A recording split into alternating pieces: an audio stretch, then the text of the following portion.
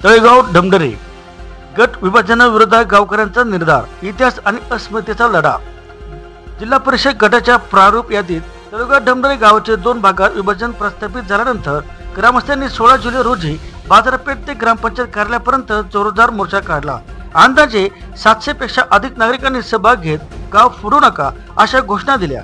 गावाच्या ऐतिहासिक एकतेला धक्का देणारा हा निर्णय तत्काळ मागे घ्यावा अशी मागणी करण्यात आली। पेशवा काळातील ढमढरे तळेघराचा इतिहास, जुने वाडे, मंदिरं आणि समाजातील एकोप्याची परंपरा असलेल्या या गावात प्रशासनाच्या निर्णयामुळे अस्वस्थता आहे।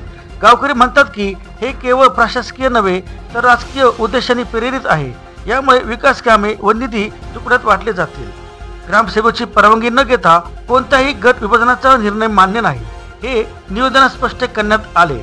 1024 स्वाक्षऱ्या संकलित करून प्रशासनाला इशारा देण्यात आला की निर्णय मागे न घेतला लढा जिल्हा पातळीवर नेला जाईल। ग्रामस्थांनी विषय ग्रामसभा बोलण्याची मागणी केली। डिजिटल माध्यमातून जनजागृती सुरू केली आहे। गावकऱ्यांचा संघर्ष हा एकतेसाठीचा आणि लोकशाही सहभागीसाठीचा आहे। गावाची ओळख त्याच्या एकतेत आहे, ती कोणीही फोडू शकत नाही। RJNews27.com आपली बातमी आपली बाजू।